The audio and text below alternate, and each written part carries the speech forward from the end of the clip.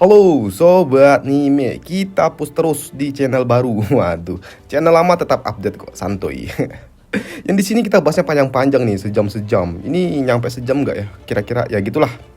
Dalam video kali ini Bang Jack bahas Dragon Master sesuai dengan apa yang telah Bang Jack tulis di channel sebelumnya, di channel Chogan. Langsung aja kita gaskun. Di suatu kota, tepatnya di kota Yong, kota yang terlihat sangat damai, di mana di kota ini terdapat suatu patung penguasa kota, yaitu patung Li Yunzi. Dan saat ini juga sedang ada suatu acara, yaitu acara bansos. Acara bansos yang dilakukan oleh pemerintah setempat. Mereka pun membagi makanan secara gratis untuk kaum miskin yang ada di kota ini. Dan salah satu penikmat bansos itu adalah MC kita yang bernama Zhu Mingang. Doi merupakan seorang pria yang berasal dari dunia yang lebih tinggi, namun karena pertempuran Doi pun harus terjatuh ke dalam portal dimensi dan dipindahkan ke dalam dunia yang lebih rendah lagi. Bersama dengan itu semua, ia juga harus kehilangan seluruh kekuatan miliknya dan ia juga harus memulainya dari awal. Dan apesnya Doi begitu lemah dan harus terbegal oleh para perampok yang ada di dunia ini dan berakhir menjadi seorang pengemis yang menikmati bansos yang ada di kota ini. Namun setelah puas menikmati bansos itu hingga kenyang, tiba-tiba saja tanpa diduga, para pengemis yang ada di kota ini mulai meregang nyawa. Dan itu juga berlaku kepada MC kita. Waduh, Doi memang tidak tewas tapi berakhir di suatu penjara bawah tanah. Ini sungguh panas. Ada apa ini? Bukankah ini adalah Dewi Perang itu?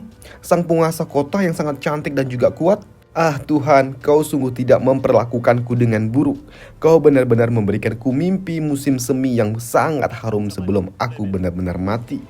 Dan itu benar-benar nikmat ditambah desahan seorang wanita cantik yang membuat ketika Zhu terbangun dari tidurnya, buset dah, sungguh terkejutnya diriku ketika aku melihat ada sosok wanita cantik tidur tepat di sebelahku. Apa yang terjadi? Kenapa aku bisa ada di penjara bersama seorang gadis cantik yang merupakan penguasa kota? Perasaan ini, rasa nikmat itu, apakah ini bukan mimpi? Dan Zhu pun ternotis ketika ulat kecilnya terbangun. Xiaobi, kau telah bangun?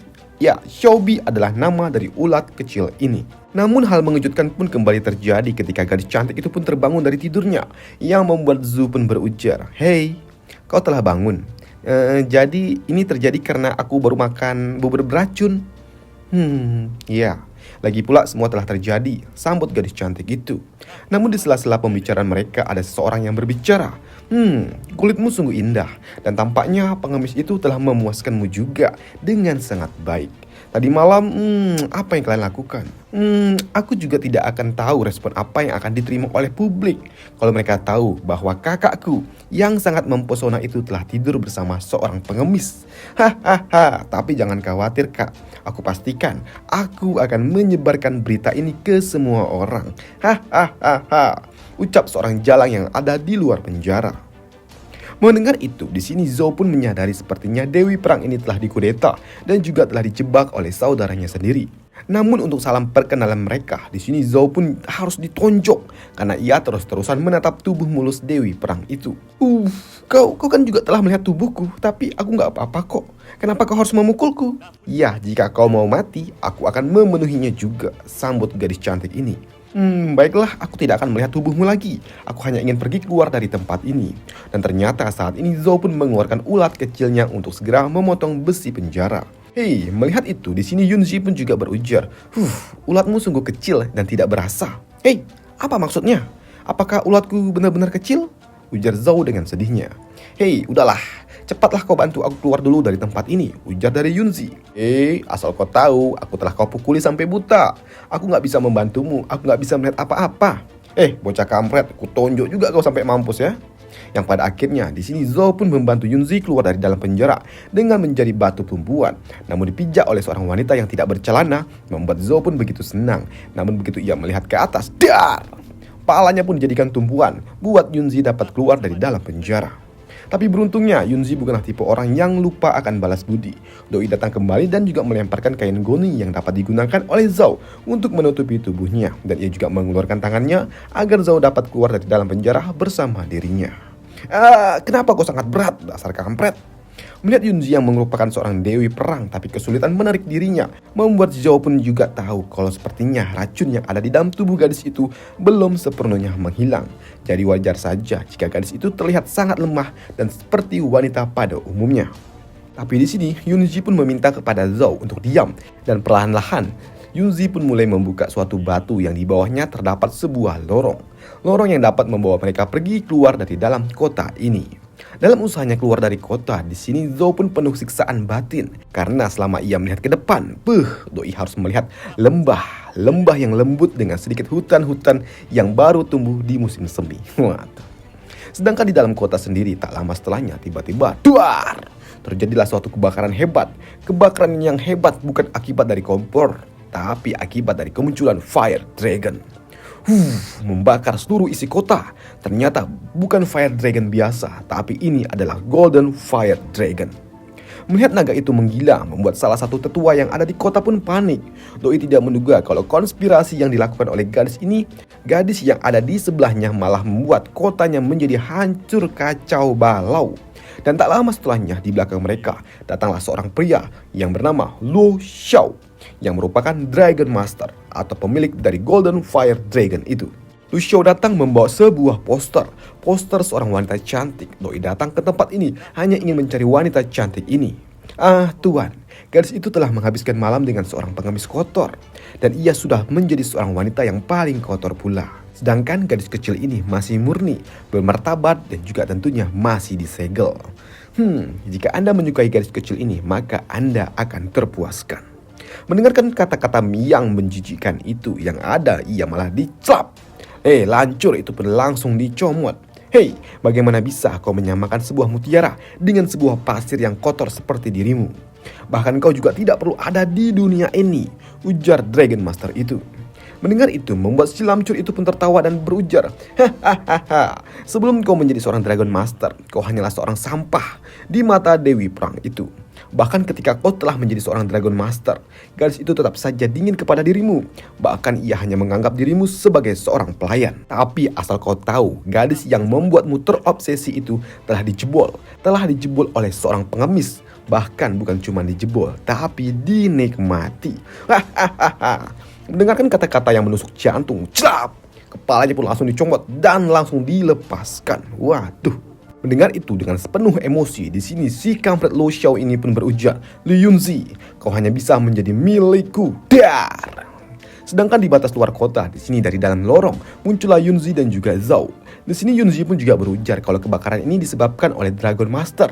Di sini Zhao pun juga tahu kalau saat ini kekuatan Yunzi belum kembali akibat dari efek racun. Dan di sini Zhao pun juga tahu kalau Yunzi ini akan rawan jika ia tertangkap oleh musuh. Lantas di sini Zhao pun juga tahu kalau gadis itu tidak memiliki tempat untuk pulang dalam kondisinya yang saat ini, yang membuat Zhao pun mengajak gadis itu untuk pergi bersama dirinya ke gubuk istimewa miliknya. Di dalam gubuk yang super duper sederhana itu, yang berada di kota Xiaoxiang, di sini Yunzi pun dapat beristirahat dengan sangat tenang di atas kasur. Sedangkan untuk Zhao, ia harus tidur dengan gaya anak SMK yang lagi tidur di jam kosong. Ya, tidur di antara dua kursi yang disusun. Di sini Zhao pun yang melihat Yunzi tertidur, doi pun berujar, ia sangat iba dengan gadis cantik itu. Selain kekuasaannya harus direbut, ternyata kesuciannya juga telah direnggut. Sungguh gadis yang sangat malang. Namun sayangnya, di mata gadis itu, aku hanyalah seorang pengemis yang telah merenggut keperawanannya. Hingga keesokan paginya, Zhao pun yang terbangun akibat mencium aroma lezat. Doi pun tersadar ketika ia melihat ada sebuah bukit boba yang menggantung. Dan sungguh terkejut dirinya ketika ia melihat gadis cantik itu sedang mencoba memasak sebuah ulat sutra. Namun melihat seorang gadis cantik harus memakan ulat sutra, memaksa Zhao pun harus pergi ke pasar untuk mencari bahan makanan. Namun sesampainya di pasar, Zhao pun mendengar dari seorang penjaga toko kalau saat ini di dunia ini penuh dengan kekuatan spiritual, dan makhluk spiritual yang paling mulia adalah seekor naga. Dan di dunia ini juga semua makhluk spirit mereka memiliki potensi transformasi menjadi seekor naga. Dan untuk orang yang membantu makhluk spiritual bertransformasi menjadi seekor naga, maka orang itu disebut sebagai Dragon Master. Pak tua itu juga mengatakan kalau dirinya mendengar kabar burung atau desas-desus kalau seekor binatang spirit muda yang menyukai ulat sutra, maka makhluk itu memiliki potensi yang sangat besar menjadi seekor naga. Oleh karena itu, saat ini harga ulat sutra memiliki harga yang sangat tinggi. Setelahnya, ketika Zhao kembali ke gubuknya, ia tidak mendapatkan Yunzi lagi. Ia hanya menemukan secarik surat yang bertuliskan kalau saat ini ia harus pergi. Hei, ditinggalkan oleh Aiyang membuat Zhao pun menghela nafasnya, dan ia juga berbicara kepada ulatnya. Xiaobai, apakah kau pikir kita bisa menjadi atau kembali ke masa-masa kejayaan kita dulu? Saat kita masih menjadi kuat. Tapi hidup menjadi seorang masyarakat biasa juga tidak buruk. Karena kita tidak memiliki tekanan dan juga kita tidak memiliki tanggung jawab yang sangat besar. Namun di sela-sela keluh kesah itu, di sini Zhao pun dikejutkan dengan kedatangan Yunzi. Doi datang dan juga berbisik kepada Zhao. Ada sesuatu yang terjadi. Aku mau kau bermain dan juga berpura-pura kalau kau adalah orang dari klanku. Bermain-main? Apa maksudnya itu? Pikir dari Zhao di dalam hatinya. Karena benar saja tiba-tiba saja brak! Lu Xiao pun datang. Melihat kedatangan Lu Xiao ke dalam gubuk miliknya, di sini Lu Xiao pun juga berujar, "Hei, jadi orang inilah yang ingin kau ajak pergi?" "Ya, orang inilah yang telah membantuku menghilangkan jejak di kota itu." Mendengar itu, di sini Zhao pun tahu kalau ia harus mengambil peran. Kini Zhao pun juga berujar, "Nona, bawahan ini akan membawa Anda kembali ke kota, tapi Anda tidak diizinkan untuk berpergian dengan orang asing. Yang mulia ini sangat bermartabat dan juga sangat cantik. Bawahan ini menyarankan Anda untuk tidak mempercayai orang asing yang tidak jelas asal-usulnya." "Nggak jelas nenek lu. Hei, aku ini masih satu klan dengannya." "Oi, masih satu klan," ujar dari Lu Xiao. Tenanglah, Lu Xiao ini adalah mantan pelayan dari keluargaku. Tapi saat ini ia merupakan seorang Dragon Master. Jadi Lu Xiao bukanlah orang asing seperti apa yang kau katakan itu." Kenapa Yunzi memberikan peran kepada Zhao? Ya, karena saat ini ia ingin membawa Zhao bersama dirinya kembali ke ibu kota. Di dalam perjalanannya, di sini Zhao pun juga menyadari kalau sepertinya Lu Xiao adalah seorang Dragon Master yang telah menghancurkan kota. Dan sepertinya aku akan mati dengan sangat tragis jika saja orang itu tahu kalau akulah pengemis yang telah mengewong sama Yunzi. Yunzi, bukankah orang ini adalah mantan pelayan ayahmu? Lantas kenapa orang itu sampai diusir? Ya, dulu Lu Xiao merupakan seorang pelayan, tapi ia pernah mengintipku saat aku sedang berlatih pedang. Maka dari itu ia harus dibuang. Kimbe, orang itu hanya mengintip latihan dan ia harus diusir. Lantas bagaimana dengan diriku? Aku yang udah ngambil keperawanan anaknya, matilah aku. Di sini Zhao pun juga curiga kalau sepertinya si kampret itu sengaja mencari Yunzi untuk membuat dirinya memiliki suatu kesempatan kedua untuk kembali ke keluarga Li, keluarga besarnya Li Yunzi. Namun di sisi lain, Lu Xiao pun yang melihat bocah itu bisik-bisik dengan wanita yang ia cintai membuatnya kesal. Lantas langkah untuk memisahkan mereka tiba-tiba saja hush. Doi menurunkan ketinggian dengan sangat cepat. Bahkan tujuan utamanya agar Zhao menjauh dari Yunzi. Tapi yang ada di sini Zhao pun malah menjadi-jadi. Ia malah memeluk Yunzi dengan sangat erat. Bahkan ketika mereka mendarat di daratan, di sini Zhao pun masih memeluk Yunzi. "Hei, apa yang kau lakukan? Apakah kau ingin membunuh Nona?" ujar dari Zhao. Tidak. Sepertinya nagaku sedikit kesal dan juga pemarah. Dan sebagai anggota keluarga Li, kau berani-beraninya menyentuh Nona? Dar! Zhao pun langsung disepak oleh Yunzi dari kakinya. Dan ternyata mereka mendarat tepat di depan kota. Di depan kota Zulong. Namun sayangnya saat ini berada di dalam istana itu. Di dalam istana keluarga Li. Dar! Sebuah mangkok pun dibanting hingga pecah. Di mana pecahan kaca itu pun harus menggores pipi dari gadis cantik ini. Kau tidak bisa mempertahankan reputasimu sendiri. Dan bagaimana bisa kau mempertahankan negeri ini di masa depan, dasar bocah? Ujar salah seorang pria tua yang ada di singgasana yang bernama Li Ying, yang merupakan kaisar atau kepala keluarga atau patriark keluarga Li. Dan di sebelahnya juga ada Kong Tong yang merupakan nyonya keluarga Li. Tuan, bawahan Anda lah yang telah membakar kota itu. Lantas bagaimana bisa Anda meneruskan insiden ini dan dilimpahkan kesalahannya kepada Nona Li? Diam kau! Apa ini giliranmu bicara? Ujar Pak Tua itu yang membuat Lu Xiao pun langsung berlutut. Karena insiden yang telah terjadi di kota itu, kau telah kehilangan reputasimu dan seluruh militer pasukan yang ada di bawah kendalimu akan kutarik. Mereka semua akan dikirim ke medan perang di front barat. Dan untuk penerus Dewa Naga akan diserahkan dan diteruskan kepada saudarimu, yaitu Nanlingsha. Dan untuk kau akan dikurung di istana dan tidak diizinkan pergi dan juga tidak diizinkan menemui siapapun. Dan untuk kau Lu Xiao, apakah Golden Fire itu adalah milikmu? Ya tuan, jawab Lu Xiao. Tak kusangka setelah kuusir kau melakukan suatu pekerjaan yang cukup baik. Dan kita juga harus memberitahu kalau keluarga Li tidak boleh diinjak-injak. Dan kembalilah kau berada di bawah perintahku.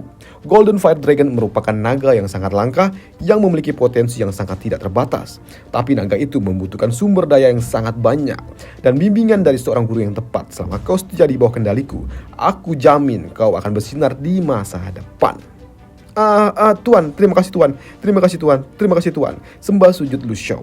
Dan untuk Zhao, apakah aku nggak kelihatan gitu? Pikir dari Zhao. Nona Yunzi, Anda tidak perlu berkecil hati. Bawahan ini akan berusaha keras menjadi andalan dari keluarga Li dan akan melakukan segala cara agar ayah Anda akan menikahkan bawahan ini dengan Anda. Saya tulus kepada Anda, Nona.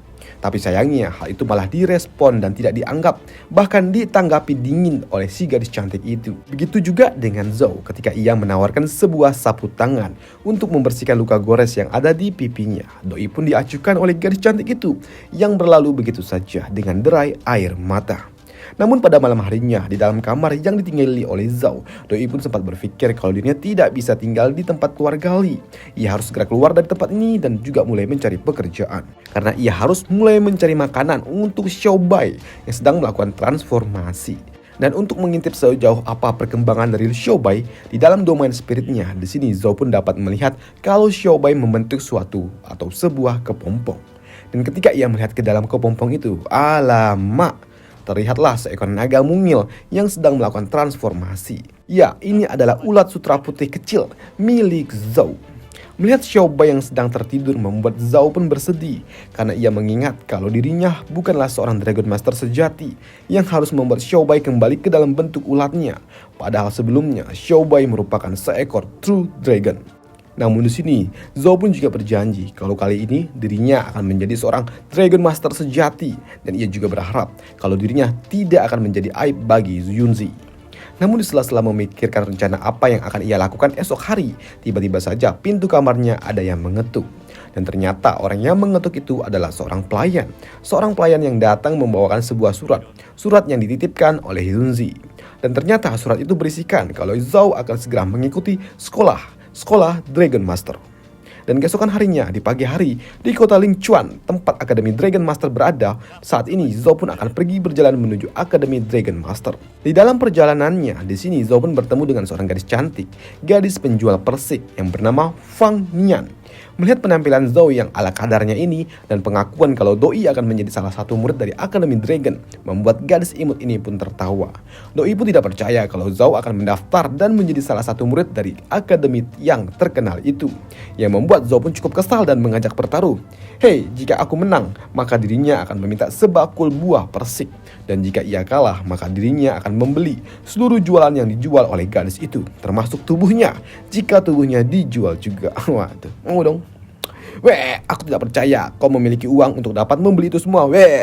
Namun begitu Zen masuk ke dalamnya, bam! Terkejutlah salah satu tetua ketika Doi melihat surat yang dibawa oleh Zhao, karena itu merupakan surat rekomendasi yang berasal dari pihak kerajaan kalau Zhao harus menjadi murid dari Akademi Dragon itu. Namun beruntungnya karena Zhao datang tepat waktu, Doi pun kini harus pergi bersama rekan-rekannya menuju suatu tempat di mana mereka akan mulai memilih binatang spirit peliharaan. Dan di tempat itu Zhao pun juga bertemu dengan para murid-murid lainnya, yaitu Li Xiaoyin, bocah berbaju merah, dan juga Gao Leng, bocah berbaju biru atau ungu nih, ya gitulah. Dan ternyata Li Xiaoyin merupakan anak yang dibesarkan oleh seorang paman yang merupakan peternak sukses. Dan karena mereka telah berkumpul, cus, berangkat, dan setibanya mereka di area spirit, mereka pun dipersilakan untuk memilih spirit mana yang akan mereka rawat. Ya, hewan-hewan inilah yang akan bertransformasi menjadi seekor naganya jika mereka beruntung. Dan dari banyaknya hewan spirit yang ada di tempat ini, ada satu yang menarik perhatian Zhao, yaitu ketika ia melihat 2 ekor serigala kecil berebut daging tiba-tiba saja. Punten, ada seekor buaya kecil yang tiba-tiba lewat di antara 2 serigala besar itu. Namun apesnya, buaya kecil itu pun harus tertangkap. Namun sebelum adegan pembulian terjadi, di sini Zhao pun mengambilnya hanya karena buaya kecil itu lebih memilih ulat sutra daripada daging. Zhao pun juga berujar, "Hei spirit muda, kau akan mengikutiku di masa depan." Ya, buaya kecil itu pun setuju dengan cara memberikan salam pembuka, yaitu cerot, tepat di depan mukanya Zhao. Buaya ini memang kampret. Melihat sikap dari buaya kecil itu yang memang kampret, di sini Zhao pun sedikit bimbang. Tapi ya sudahlah, lagi pula buaya ini akan disubsidi oleh Yuzi untuk biaya makannya. pikir dari Zhao. Dan untuk membujuk agar buaya ini mau menjalin kontrak dengan dirinya, di sini Zhao pun menjanjikan sebakul ulat sutra nantinya jika buaya ini mau menjadi hewan spiritnya Zhao. Ya, tentu saja mendapatkan iming-iming makanan favorit tentu saja membuat buaya itu begitu antusias. Dan pada akhirnya, celing, mereka berdua pun menjalin kontrak spirit.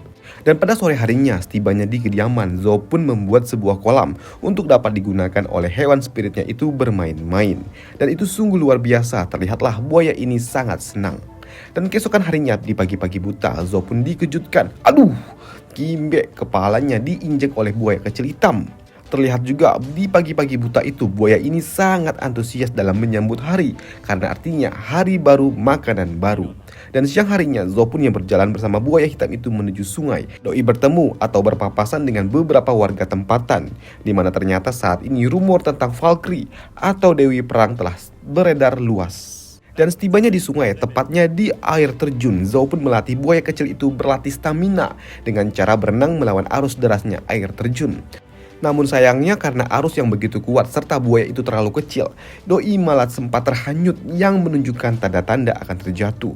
Yang membuat Zhao pun cukup panik dan ia tidak memiliki suatu pilihan lain selain menyelam untuk dapat menyelamatkan hewan spiritnya. Dan itu pun cukup berhasil. Zhao pun melakukannya. Hanya saja ketika Zhao berhasil menyelamatkan buaya kecil itu, kini dirinya lah yang mendapatkan masalah karena ternyata saat ini batang kayu yang ia gunakan sebagai tumpuan harus patah, yang membuat Zhao pun harus hanyut dan juga terjatuh dari atas air terjun. Dan melihat tuannya jatuh, membuat buaya kecil itu pun mencoba untuk menyelamatkan Zhao. Dengan tekad untuk menyelamatkan tuannya, di sini buaya kecil itu pun tiba-tiba saja berevolusi. Di tengah-tengah penyelamatan itu, penyelamatan Zhao yang terjatuh dari atas air terjun. Tapi beruntung, wah! Doi pun mendarat tepat di atas tanduk seekor naga air. Dan ternyata saat ini di air terjun terdapat seorang gadis cantik yang sedang melakukan kultivasi. Dan ia pun cukup terganggu dengan kehadiran Zhao yang tiba-tiba saja terjatuh dari atas sana. Dan gadis cantik ini bernama Duan Lan. Setelah diselamatkan oleh gadis cantik dan juga seekor naga, kini giliran buaya kecil lah yang terjatuh dari atas dan Doi pun juga diselamatkan oleh naga air ini. Di sini Zhao pun juga tidak menduga kalau kondisi bahaya malah berhasil memaksa Xiaohe berevolusi. Ya, Xiaohe adalah nama dari buaya hitam ini. Melihat buaya kecil itu, di sini gadis cantik itu pun berujar agar Zhao merawatnya dengan baik. Dan seharusnya Xiaohe bakal cepat menemukan jalan transformasinya menjadi seekor naga. Namun gadis cantik itu juga meminta kepada Zhao untuk pergi dari tempat ini jika ia tidak memiliki suatu kepentingan lainnya, karena ia ingin melanjutkan kultivasinya. Ya, terima kasih senior karena telah menyelamatkan diriku, ujar Zhao dan juga Xiaohe. Selain berterima kasih kepada gadis cantik itu, di sini Xiaohe pun juga berterima kasih dengan bahasa spirit kepada naga air itu. Melihat Xiaohe begitu antusias, kurasa kau juga bisa bertarung dengan naga itu suatu hari nanti, ujar dari Zhao. Sedangkan di tempat lain di area akademi terjadi suatu pertarungan antar spirit muda, antara serigala muda dan juga seekor lembu. Melihat itu, Zhao pun tidak tertarik dengan pertandingan anak-anak yang seperti itu. Namun karena Xiaohe terlihat sangat lapar setelah mengalami evolusi, Zhao pun yang tidak memiliki uang, Doi pun memberikan makanan Xiaohe dengan cara memberinya suatu atau seekor ikan mentah. Dan terlihatlah ekspresi Xiaohe yang tidak begitu senang, karena itu tidak sesuai dengan perjanjian mereka. Karena Zhao berjanji akan memberikan setumpuk ulat sutra. Dan keesokan harinya Zhao pun pergi bekerja serabutan dan ia mendapatkan upah yang cukup untuk dapat membeli sekeranjang full ulat sutra. Tapi ia juga tahu kalau ia harus memiliki uang yang cukup banyak, mengingat Xiao Bai sebentar lagi ia akan terbangun dari tidur panjangnya dan ia membutuhkan nektar berkualitas. Tapi di sela-sela perjalanan untuk pulang, di sini Zhao pun juga disapa oleh salah satu murid dari Akademi Dragon. Doi meminta agar Zhao membantu dirinya membersihkan halaman belakang rumah dari para murid lainnya karena Zhao telah kabur dalam latih tanding antar murid. Tapi di sini Zhao pun bodoh amat. Doi tidak peduli dan tidak ikut-ikutan dengan taruhan bodoh para murid-murid akademi. Setibanya Zhao di rumahnya dan juga membawa sebakul ulat sutra tentu saja membuat Xiaohe begitu antusias. Bahkan Doi pun melepehkan daging ikan yang ada di mulutnya dan mulai melahap seluruh ulat sutra hingga perutnya hampir saja meletus. Melihat para bocah-bocah ini memakan banyak sekali makanan, sini Zhao pun juga tahu kalau dirinya membutuhkan banyak uang. Di sini Zhao pun juga mulai berpikir untuk melatih dan juga mengambil suatu misi di dalam Akademi Dragon. Dan misi pertama yang dipilih oleh Zhao adalah berburu ikan biru. Dan untuk hadiahnya adalah sebutir pasir emas. Di Danau Linchuan, Zhao bersama Xiaohi mereka berdua pun mulai berburu ikan biru. Tapi sayangnya di sini Xiaohi masih begitu lemah dan juga lambat, padahal ia adalah seekor buaya. Yang pada akhirnya Zhao pun membawa Xiaohi kembali ke air terjun untuk melatih stamina dari Xiaohi. Dan kali ini Xiaohi dipaksa untuk menjadi lebih kuat dengan cara dilempar ke tengah-tengah air terjun. Dan itu memaksa Xiaohi harus berenang dari siang hingga malam, yang hampir saja membuat Xiaohi mampus kelelahan.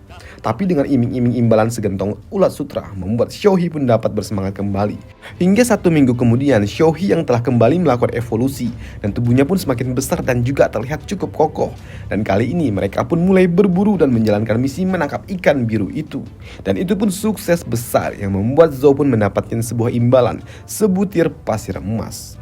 Dan di kota Fengti, Zhao pun yang sedang berjalan setelah menukarkan hasil questnya, Doi pun bertemu kembali dengan gadis imut penjual persik.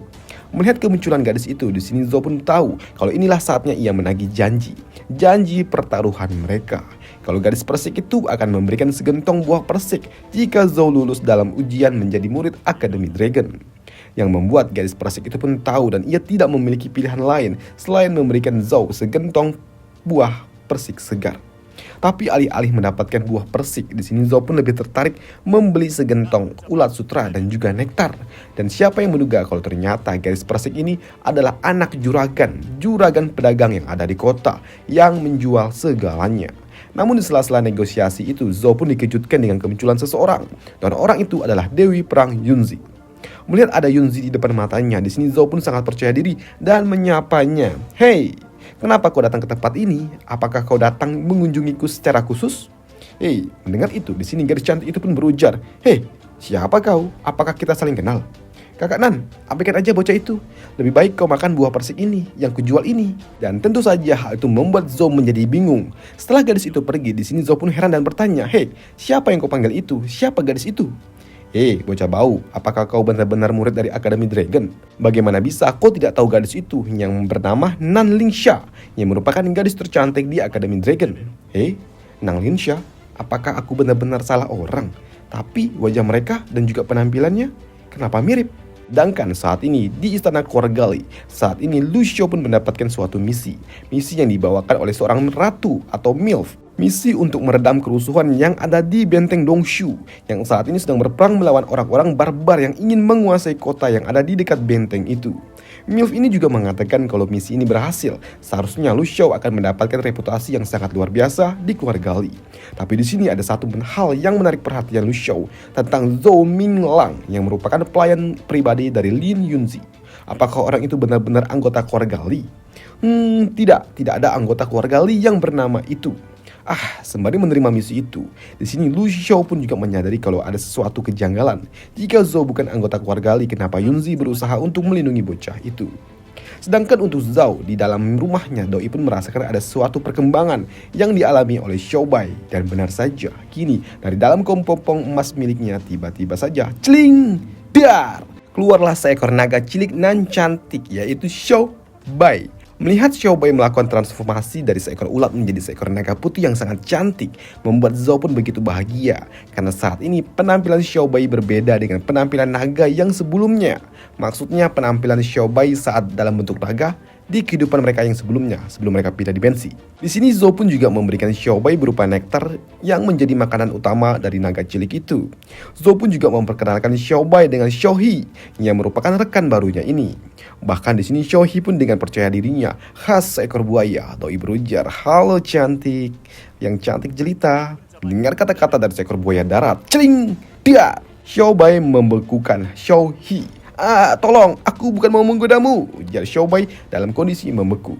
Di sini Xiaohi pun juga begitu kesal karena ia hampir saja mati akibat ulah dari naga kecil itu. Di sela-sela itu semua, Zhao pun mendengar ada suatu keributan dan barulah ia sadar kalau ternyata ia ada kelas hari ini. Di tempat ruang belajar Akademi Dragon saat ini para murid sedang menunggu kedatangan master mereka. Dalam sana juga Zhao pun mendengar dari teman-teman sekelasnya kalau salah satu rekan mereka yaitu Nanyi telah memiliki seekor naga muda. Dan salah satu bocah kampret yang melihat Zhao juga membawa seekor naga cilik, Doi pun memprovokasinya untuk segera melihat latih tanding antar Zhao dan juga Nanyi. Di sini sebenarnya Zhou tidak ingin dan tidak tertarik dengan permainan anak-anak, tapi berbeda dengan Xiao Bai. Doi pun yang mendengar itu merusak moodnya yang sedang santuy-santuy tertidur. Dengan mengepakkan sayap indahnya, Xiao Bai pun terbangun dan ia terbang menuju batu yang ada di depan kelas. Dengan sayap indahnya juga, Doi pun menantang siapapun untuk bertarung dengan dirinya. Ia memaksa bocah Nanyi pun begitu kesal karena Doi tahu kalau dirinya telah diprovokasi oleh naga cilik itu. Celing dar! Doi pun mengeluarkan baby dragon miliknya. Dengan memiliki baby dragon, di sini bocah Nan pun begitu yakin kalau dirinya dapat memenangkan pertarungan ini.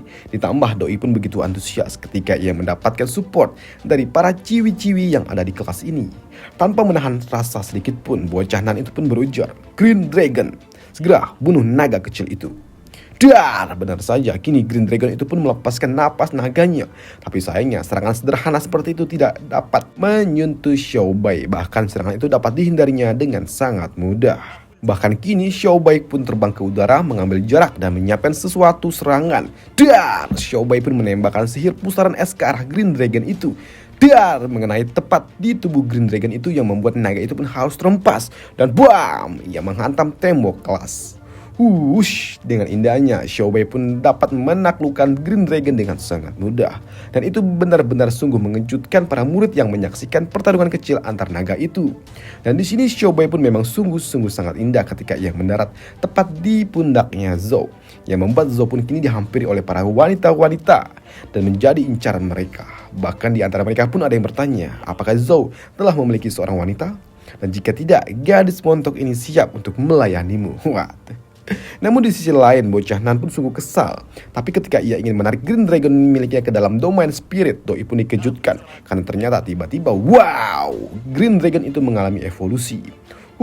Dengan berevolusinya Green Dragon itu pun juga menantang Zhou untuk bertarung kembali. Tapi di sini Zhou pun mengatakan kalau dirinya tidak ingin bertarung. Bahkan Doi pun akan menyerah dan menganggap kalau kita impas satu-satu. Namun di sisi lain, di sini Xiao Bai pun tidak terima. Doi pun tidak terima dianggap kalah hanya jika ia harus bertarung dengan naga kelas rendah. Dan Doi pun melesat ke arah Green Dragon itu dan siap bertarung kembali. Dan benar saja, kini Green Dragon itu pun tidak lagi menahan diri. Doi pun melepaskan teknik jeratannya untuk dapat menangkap Xiao Bai. Namun melihat serangan itu, sini Xiao Bai pun mengeluarkan esnya untuk memblokir serangan lawannya. Tapi sayangnya serangan Xiao Bai pun tidak begitu berguna, yang memaksa Xiao Bai pun harus menari-nari di udara. Melihat Xiao Bai dapat menghindari serangannya, di sini naga hijau pun cukup kesal dan mulai serius dalam menerjang lawannya. Ditambah ketika Xiao Bai juga ingin menyerang, memaksa Green Dragon itu melepaskan semburan racun ke segala arah, racun yang dapat melelehkan apapun. Dan untuk Xiao Bai sendiri, untuk dapat bertahan dari serangan racun, Doi pun melepaskan teknik kristal es abadi yang dapat melindungi tubuhnya. Bahkan kini tanpa ampun sedikit pun, Xiao Bai pun melesat ke arah Green Dragon itu. Di sini melihat Xiao Bai begitu antusias dan juga berani, membuat Zhou pun juga takut. Doi takut Xiao Bai bahkan terluka, mengingat Xiao Bai merupakan naga cilik yang baru saja terbangkitkan. Tapi di sisi lain, Xiao Bai pun sangat percaya diri. Doi pun melepaskan Ice Spirit di ekornya. Bam! Tepat mengenai mata dari Green Dragon itu, lain membekukannya juga. Xiao Bai pun juga hampir saja membuat Green Dragon itu buta dengan serangan Ice Spear miliknya. Namun di sela-sela bocah Nan yang protes, di sini tiba-tiba saja muncullah seorang gadis yang ditemui oleh Zhou di air terjun. Dan ternyata gadis itu adalah instruktur Akademi Dragon. "Hei, kita bertemu lagi, tapi kembalilah kau duduk ke tempat dudukmu," ujar instruktur seksi ini kepada Zhou. "Dan untukmu bocah Nan, kau gunakanlah obat ini. Obat ini dapat memulihkan Green Dragonmu itu." Dan beruntungnya naga cilik itu menahan diri dan tidak menembus pupil dari Green Dragonmu itu. Jika tidak, maka sudah dapat dipastikan kalau Green Dragonmu bakalan buta. Dan di dalam kelas ini, instruktur cantik itu pun juga menjelaskan kalau naga ternyata terbagi menjadi 3 tipe. Ada Asian Dragon, Great Dragon, dan juga Azure Dragon. Di mana Asian Dragon itu merupakan naga pertarung, Great Dragon merupakan naga sihir, sedangkan Azure Dragon merupakan tipe mistisme, yang artinya dapat mengeluarkan sihir tingkat atas, bahkan dapat memodifikasi cuaca. Dan contohnya, Green Dragon milik bocah Nan adalah tipe Great Dragon yang dapat menggunakan sihir hutan. Sedangkan untuk Xiao Bai, master ini pun menduga kalau naga cilik itu merupakan tipe Great Dragon juga. Mengingat ia mengeluarkan sihir es dan juga sihir angin, dan juga naga kecil itu sepertinya memiliki garis keturunan yang cukup unik. Dan melihat teknik yang digunakan tadi, sepertinya Xiaobai pun memang tipe Great Dragon, karena ia tidak menunjukkan tanda-tanda sihir tipe atas yang dimiliki oleh Azure Dragon. Tapi untuk Zhou sendiri, Doi pun tahu kalau Xiaobai merupakan tipe Azure Dragon, karena sebelumnya di masa lalu Xiaobai bahkan tidak bisa menggunakan sihir dari Great Dragon. Dan masalahnya Xiaobai juga tidak menggunakan sihir mistis dalam pertarungan kali ini, karena ia baru saja terbangkitkan dari dalam kepompong. Tapi pada sore harinya setelah kelas berakhir, Zhou pun di rumahnya berpikir kalau masa pertumbuhan Xiaobai itu sangatlah penting. Jika ia tidak mendapatkan makanan yang berkualitas, maka pertumbuhan Xiaobai akan terhambat. Dan itu juga akan membuat teknik mendalam dari Azure Dragon Xiaobai bakal terkubur dan tidak akan terbangkitkan secara sempurna. Maka dari itu ia harus mencari nektar berkualitas tinggi untuk dapat meningkatkan perkembangan dari Xiaobai ini. Namun di sela-sela itu, Zhou pun juga mendengar ada suatu keributan lagi di depan rumahnya. Dan ketika ia melihat, ternyata suara itu berasal dari instruktur cantik ini yang bukit bobanya dimain-mainkan oleh buaya kecil kampret ini. Dan ternyata tujuan instruktur cantik ini datang karena ia ingin meminta bantuan dari Zhou untuk membantunya menangkap ikan. Ikan yang merupakan monster yang sudah berusia setengah abad yang ada di dekat air terjun. Karena sulit bagi dirinya untuk menangkap ikan itu, karena ikan itu akan langsung kabur jika naga Zhangquan atau naga air miliknya itu datang. Monster itu pasti akan kabur. Dan ia meminta agar buaya kecil ini menjadi umpan ataupun menjadi tumbal yang akan diakhiri oleh naga air nantinya untuk menangkap ikan monster itu. Dengan bujuk rayuan dari instruktur cantik, buaya kampret itu pun yang awalnya tidak mau dijadikan tumbal. Namun setelah meremas bukit bobanya, buaya kampret ini baru setuju. Dan beberapa hari kemudian, Xiaohi pun mulai berenang di dekat air terjun. Dan benar saja, ia berhasil memancing monster ikan muncul. Dan dalam keadaan terdesak dan bakal dilahap oleh monster ikan, di sini Xiaohi pun terlihat sangat panik. Bahkan itu juga membuat Zhou pun ingin memasukkannya ke dalam domain spirit. Tapi di sini Zhou pun dihentikan oleh instruktur cantik. Ketika Zhou ingin melakukannya, maka itu hanya akan menghambat perkembangan dari Xiaohi. Dan di sini Xiaohi harus dipaksa berkembang demi kebaikannya juga. Tapi untuk Xiaohi sendiri, Doi panik dan ia mati-matian menghindari terjangan dari monster ikan itu.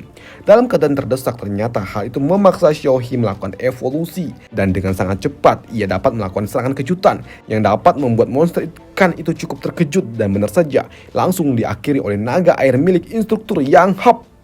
Lalu tiba-tiba dia mencomot monster ikan itu. Namun untuk Xiaohi sendiri yang kelelahan, Doi pun hampir saja karam. Dan beruntung ia dicomot oleh naga air itu. Di sini Xiaohi pun juga sangat senang karena dirinya berhasil mengalahkan monster ikan itu atas kerjasama yang epik dengan naga air ini. Setelahnya, instruktur itu pun memberikan esensi bola jiwa milik monster ikan itu kepada Xiaohi untuk dapat diserap olehnya. Dan benda itu akan sangat berguna dan sangat cocok untuk membantu perkembangannya. Dan ia juga tidak lupa memberikan hadiah berupa nektar berkualitas yang untuk dapat diberikan kepada Xiaobi. Dan benar saja, Xiaobi pun sangat menyukainya. Hingga Doi pun menenggak 1 galon full yang membuat perutnya pun hampir meletus juga. Dan keesokan paginya, Zhou pun yang berada di perpustakaan akademi. Zhou pun datang ke tempat ini karena ia ingin mencari informasi tentang perkembangan Azure Dragon. Di sela-sela mencari informasi tentang tumbuh kembang Xiaobai, Zhou pun dikejutkan ketika ia ingin mengambil buku lainnya karena tepat di depan mukanya, ada belahan bukit boba. Dan ia pun tahu serta bingung tentang siapa yang ada di depannya. Apakah ini Nanlingsha atau Li Yunzi? Karena secara penampilan dan juga aroma mereka memiliki aroma yang mirip. Lagi-lagi di sini Zhou pun mengira kalau orang yang ada di depannya adalah Yunzi. Tapi merasakan aura membunuh dari gadis itu membuat Zhou pun berpikir, apakah Yunzi ingin mengubur dirinya yang merupakan aib bagi gadis cantik itu? Dalam kondisi tertekan di sini Zhou pun mencoba untuk tidak menghindar. Doi hanya berujar dan juga berterima kasih karena telah mengirim surat kepada dirinya hingga dirinya dapat menghabiskan waktu dengan sangat baik di akademi. Mendengar itu membuat gadis cantik itu pun berujar. Jadi Yunzi mengirimkanmu surat rekomendasi? Kau bukan Yunzi, berarti kau Nanlingsha. Iya, aku adalah adik perempuan dari Yunzi. Ya, aku adalah adik perempuannya, adik kembarnya. Hanya saja Yunzi itu mengambil marga keluarga Li, sedangkan aku mengambil marga keluarga Nan, yang merupakan marga dari ibuku. Dan asal kau tahu, akibat ulah kau ini, aku harus menggunakan cadar sepanjang hidupku. Jika tidak, maka akan banyak sekali orang yang tahu kalau kami ini kembar. Melihat Zhou dari dekat membuat gadis cantik ini pun cukup heran bagaimana bisa. Karena menurut gosip yang tersebar kalau kau terlihat seperti seorang pengemis kotor yang memiliki bisul di mana-mana. Tapi kenapa kau ini berbeda? Ya faktanya aku lebih tampan, ya kan? Ujar dari Zhou. Hele kintil. Hei bocah, katakan apa yang terjadi yang sebenarnya. Jika kau berbohong, aku akan pastikan kau mati tanpa mayat. Baiklah Nona, asal kau tahu, aku hanyalah orang biasa yang tinggal di kota Sang. Aku merupakan seorang petani murbai, hidupku damai hingga suatu hari aku dirampok. Mereka merampok semua uang milikku dan membuatku harus menjadi seorang pengemis. Dan tanpa diduga aku ternyata memakan suatu bubur gratis yang telah beracun, ujar Zhou sembari memeluk gadis cantik itu. Yang membuat Zhou pun harus dihajar kembali oleh paha mulusnya ini. Waduh.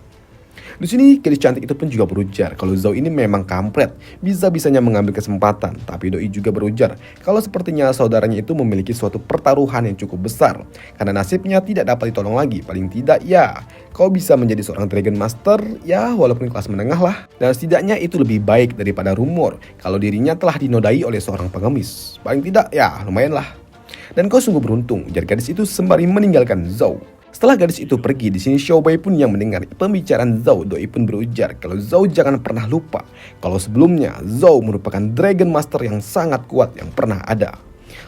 Ya kau benar Xiaobai, aku ingin menjadi seorang Dragon Master yang sangat kuat secepatnya. Dan pada sore harinya, di hadapan atau di halaman rumahnya, Zhou pun berujar kepada Xiaohe kalau dirinya harus pergi beberapa hari untuk bekerja sebagai panda besi. Ia akan bekerja membuat suatu armor untuk dapat menghasilkan uang, karena Dragon Master tidak boleh miskin.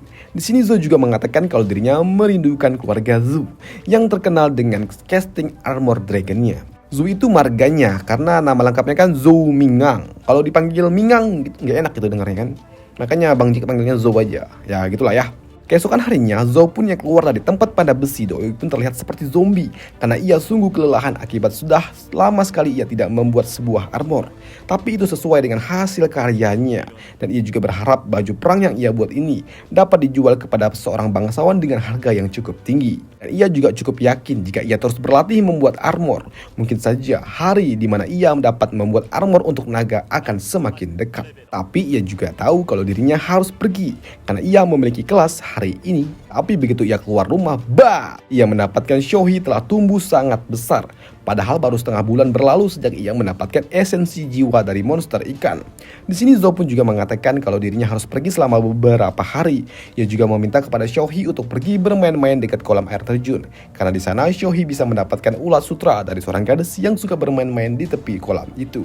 Sedangkan saat ini di keluarga Li sedang terjadi suatu pertemuan.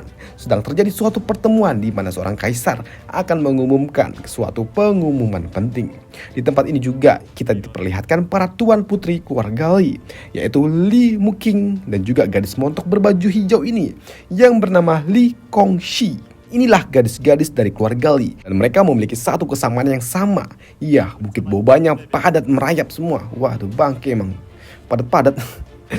Kalau ketiban itu benjol. Oke lanjut. Ternyata pengumuman penting itu disampaikan oleh tante ini yang berujar kalau keluarga Li telah memutuskan akan mengadakan suatu pernikahan, di mana saat ini Li Yunzi yang sudah tidak perawan Doi akan dijodohkan dengan keluarga Ling yang merupakan kaisar sebelah untuk meredam perselisihan mereka. Dan tentu saja hal itu tidak dapat diterima oleh Lu Xiao. Doi tidak terima wanita yang selalu ia puja dan ia cintai harus dijodohkan dengan pria lain, dan itu sungguh tidak masuk akal. Tapi tiba-tiba saja, Lu Xiao, duduk kau, ujar patriark keluarga Li yang maksudnya Lu Xiao harus terdiam saja. Nona, apakah ini ada hubungannya dengan invasi yang dilakukan di kota Ling? Tanya salah satu komandan pasukan. Ya, ujar tante itu. Tapi hal itu tetap saja tidak dapat diterima, mengingat Li Yunzi merupakan tuan putri yang telah banyak memenggal prajurit musuh, prajurit keluarga Ling. Dan tentu saja hal itu tidak akan dapat mudah diterima oleh keluarga Ling. Ya, tentu saja, ujar tante itu. Jika itu pernikahan warga sipil, tentu saja itu akan sulit diterima. Tapi di sini Li Yunzi akan menikah sebagai selir. Apa? Tidak mungkin, ini konyol. Tuan putri hanya dijadikan selir, itu tidak mungkin. Ini akan mencoreng nama keluarga kita. Bahkan nyawa dari Li Yunzi juga akan terancam. Cukup. Pernikahan ini sungguh penting. Ini demi menyelamatkan moral prajurit kita yang sedang berperang di garis depan. Dan pernikahan ini juga dapat meredam perselisihan dan mulai menemukan jalan perundingan dengan pihak musuh. Karena saat ini kita juga sedang berperang dengan pasukan lainnya, pasukan Wutu, dan itu sungguh menguras segalanya. Dan ketika masalah di Wutu telah selesai, maka kita bisa mengambil alih lagi kota dari Ling Xiao ini. Wutu itu sebutan dari kaum barbarian atau perusuh gitulah. Karena keputusan yang diambil oleh patriark keluarga Lee telah bulat, maka tidak ada lagi yang dapat menentang itu semua. Dan itu pun juga membuat Lu Xiao pun murka dan ia tidak terima. Dan ingat, orang baik yang tersakiti akan menjadi vilan. Setelah pertemuan keluarga, di sini salah satu komandan pasukan elit, Doi pun menghampiri Yunzi. Doi pun menyarankan agar Yunzi segera kabur dan hiduplah bahagia bersama dengan seorang pria yang memang ia cintai. Karena mau bagaimanapun, kontribusi yang telah diberikan oleh Yunzi di sebelum-sebelumnya sudah sangat besar dan sangat banyak. Maka dari itu, urusan perang kali ini biarlah dirinya lah yang akan mengurusnya. Tapi di sini Yunzi pun enggan melakukannya karena Doi tidak ingin kabur dari masalah ini. Sedangkan di tempat lain saat ini, Zhao sedang terbang menggunakan burung bersama para murid dari Akademi Dragon. Mereka terbang pergi menuju perbatasan kota, di mana para murid dari Akademi Dragon sedang menjalankan misi menurunkan hujan. Dan setibanya di kota Ronggu, para murid-murid dan juga 2 orang instruktur mereka pun disambut oleh Zheng Yu yang merupakan penguasa kota. Namun karena perjalanan mereka memakan waktu yang cukup lama, mereka pun memutuskan untuk beristirahat dan bermalam sebelum mereka pergi melakukan ritual pemanggilan hujan di esok harinya. Dan pada malam harinya, Zhao pun yang melihat dari atas batas kota. Doi dapat melihat ada sebuah pertarungan besar yang ada di perbatasan wilayah di mana perang sedang terjadi.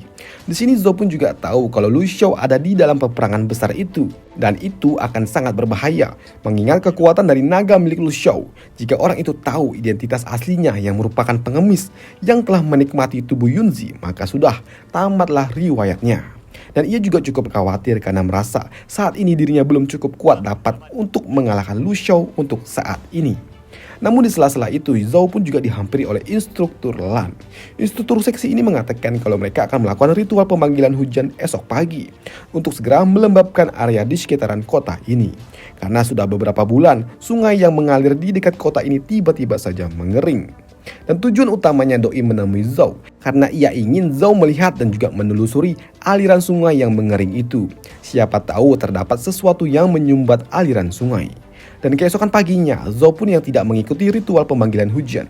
Doi pun berjalan menelusuri aliran sungai bersama Xiaobai. Di sini Zhao pun meminta kepada Xiaobai untuk segera makan yang banyak karena saat ini tubuhnya Xiaobai terlihat sangat kecil yang membuat Xiaobai pun kesal. Ia tidak terima Zhao melihat ukuran tubuh sebagai nilai ukur dari kekuatan yang ia miliki. Namun penelusuran sungai itu pun berhenti ketika Zhao melihat ada suatu parit kecil yang sepertinya memang sengaja dibangun. Dan ketika ia mengikuti parit kecil itu, ia melihat ada sebuah tanggul bendungan yang sepertinya memang disengaja dibuat. Ketika ia memanjat tanggul itu, terlihatlah ada danau yang sungguh besar yang menampung seluruh aliran sungai. Lantas mendapatkan informasi itu, Doi pun ingin segera memberitahu instrukturnya tentang informasi yang baru saja ia temukan. Hanya saja ketika Doi kembali dan ingin mencari instrukturnya, Doi pun dihampiri oleh pemimpin kota. Di sana pemimpin kota pun mengatakan kalau dirinya sudah tahu Zhao pasti telah menemukan suatu bendungan. Ya, bendungan itu sengaja dibangun oleh dirinya. Doi mengatakan kalau perperangan antar tentara dan juga Wutu hanya berjarak 50 mil saja dari kota. Dan Doi pun juga tidak begitu yakin kalau militer dapat mengalahkan pasukan Wutu. Yang artinya Doi sengaja membangun bendungan itu sebagai basis pertahanan terakhir. Jika saja militer telah kalah di medan perang, maka dirinya akan menggunakan dan menghancurkan bendungan itu yang memaksa Wutu akan terkena air bah. Dan itu akan memberikan waktu untuk mereka untuk dapat bertahan dari serangan Wutu yang mengincar kota mereka. Yang artinya militer yang ada di garis depan telah dapat dipastikan kalau mereka akan kalah. Tanya dari Zhao. Ya, hal itu pun dibenarkan oleh pemimpin kota. Oleh karena itu, dirinya pun meminta agar Zhao dan para murid untuk segera pergi dari kota ini sesegera mungkin. Dan benar saja, hanya hitungan waktu, hitungan jam setelah hujan turun deras di sini, para pasukan Wutu telah berhasil mengalahkan para militer yang ada di garis depan dan mereka mulai mendekati kota. Di sini sebenarnya para murid ingin segera membantu para tentara dan mencoba untuk melindungi kota, tapi hal itu pun dilarang oleh instruktur ini. Doi mengatakan kalau para murid dari Akademi Dragon tidak diizinkan berperang.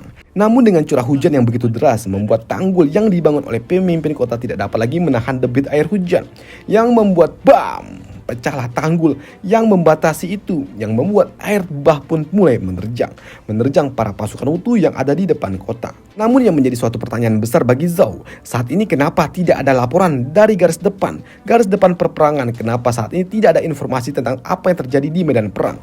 Seharusnya jika ada informasi tentang apa yang terjadi, jika militer kekurangan pasukan dan memerlukan bantuan, seharusnya pihak keluarga Li dapat mengirimkan pasukan tambahan. Tapi kenapa informasi itu tidak pernah sampai ke ibu kota pusat? Ini sungguh mencurigakan. Dan benar saja ketika mereka mencoba untuk melarikan diri dan melaporkan tentang apa yang terjadi, mereka pun dikejutkan dengan munculnya Golden Fire Dragon. Dengan serangan kejutan yang dilepaskan oleh Fire Dragon itu memaksa mereka semua pun harus terhempas ke bawah. Dan awalnya mereka menduga kalau Wutu memiliki seorang Dragon Master. Dan itu pun juga memaksa instruktur Lan mengeluarkan naga air miliknya. Melihat ada Zhao di tempat ini, Lu Xiao pun berujar, "Aku tidak menduga kalau ada adik kecilku di tempat ini. Adik kecil yang berasal dari klan yang sama dengan diriku. Tapi ini sungguh hal yang baik." Hei, Lu Xiao, sebagai pemimpin dari benteng Dongshu, kenapa kau tidak melaporkan situasi militer yang ada di garis depan? Dan kenapa kau malah menyerang kami? Aku sudah melakukan segalanya untuk warga Li, tapi mereka malah menyerahkan wanita yang aku cintai kepada orang lain di depan mataku. Ini sungguh gila, maka mati sajalah keluarga Li. Dan asal kau tahu, bukan cuma tidak mengirimkan laporan, aku juga lah yang telah membunuh seluruh utusan yang datang, utusan yang mengirimkan informasi perang itu. Dan tentu saja aku juga akan membunuhmu. Nah, kan apa Bang Jack bilang, cowok jahat itu berawal dari cowok baik-baik yang tersakiti.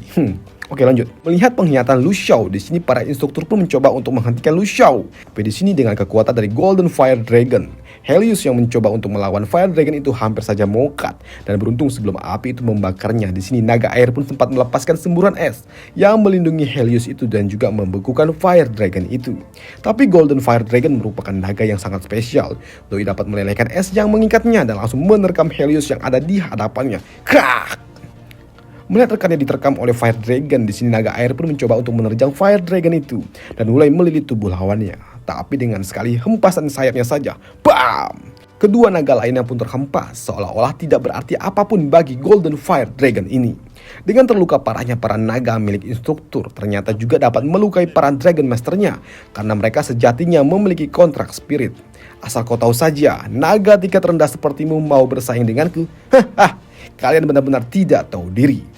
Hei, Lu Xiao, kami tidak peduli dengan masalahmu serta keluarga Li. Tapi asal kau tahu, jika kau membunuh kami, para instruktur, maka Akademi Dragon tidak akan pernah membiarkan kau lolos. Ya. Tapi asal kau tahu, jika kalian semua mati di tempat ini, maka tidak akan ada yang tahu. Lu Xiao pun membakar mereka semua. Dalam kondisi terdesak, tiba-tiba saja tubuh Zhao pun bercahaya. Terjadilah suatu ledakan, dan ternyata ledakan itu terjadi akibat Xiao Bai yang mencoba melindungi mereka semua. Melihat tuannya disakiti membuat Xiao Bai pun tidak terima. Dengan tubuh dewasanya, di sini Xiao Bai pun melesat ke udara dengan sangat cepat menerjang Fire Dragon itu. Melihat naga yang datang melesat ke arahnya cukup unik, ini Lu Xiao pun tahu kalau sepertinya naga itu cukup aneh, yang memaksa dirinya pun harus melapisi tubuhnya dengan menggunakan armor khusus yang dapat melindungi tubuhnya. Namun ternyata di sini Xiao Bai pun tidak mengincar Fire Dragon itu, ia mengincar Dragon Masternya, dan benar saja, Doi pun menerjang Lu Xiao yang ada di atas Fire Dragon.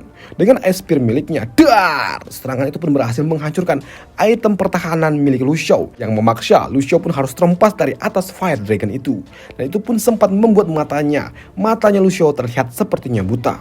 Tapi di sini Fire Dragon pun juga tidak tinggal diam ketika ia melihat tuannya terluka. Doi pun menghempaskan napas naganya ke arah Lu Xiao. Ke arah Xiao Bai. Tapi di sini Xiao Bai pun sungguh indah. Doi dapat merubah ukurannya semaunya, yang membuatnya dapat menghindari serangan-serangan yang datang ke arahnya. Ditambah saat ini naga air juga terlihat telah bangkit kembali, dan ia melepaskan teknik Piton Vortex yang menahan pergerakan dari Fire Dragon itu. Ditambah ketika instruktur ini mengeluarkan naga lumpur miliknya untuk bergabung dalam pertempuran itu. Tapi sayangnya tiba-tiba saja ada cakar yang menembus punggung instruktur itu. Dan ternyata saat ini Lu Xiao pun memiliki lebih dari satu dragon. Ternyata ia sengaja menyiapkan satu dragon di bawah sana. Namun di sisi lain, Xiaobai pun yang merupakan naga muda yang harus berhadapan dengan dua naga sekaligus, membuatnya tidak memiliki pilihan lain setelah melepaskan serangan ke arah naga kecil yang ada di bawahnya. Doi pun langsung menarik Zhao dan juga instruktur Lan pergi bersama dirinya. Namun di sisi lain, instruktur Lan pun juga tidak lupa menarik naga air miliknya ke dalam domain spirit. Tapi hal itu pun ternyata tidak dibiarkan begitu saja, karena di sini Lu Xiao pun tidak terima dan tidak ingin tinggal diam. Ia meminta kepada Fire Dragon untuk segera mengejar mereka, mengejar Zhao dan juga instruktur Lan. Hingga pada akhirnya mereka pun yang telah mendekati ibu kota tetap saja mereka tetap diikuti. Bahkan kondisinya kini Fire Dragon itu semakin mendekati mereka dengan melepaskan cakar ke arah mereka.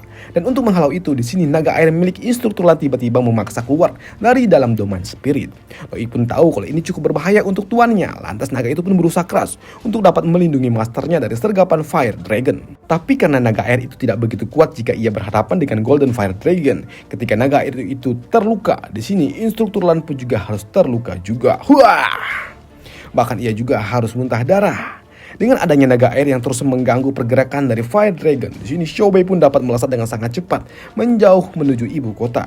Dan di sini Zhao pun juga Xiaobai, mereka berdua pun berjanji kalau mereka akan membalaskan ini semua 10 kali lipat lebih menyakitkan di masa depan. Sedangkan untuk naga air, Doi pun harus terluka yang benar-benar parah. Di mana lehernya pun tertembus oleh taring dari Fire Dragon hingga ia harus terhujam jatuh ke dalam derasnya air sungai. Sedangkan di tempat lain saat ini di bawah air terjun, saat ini terdapat seorang gadis kecil yang sedang bermain-main dengan seekor buaya kecil yang sangat bodoh. Dan buaya kecil yang dimaksud itu adalah Xiao He.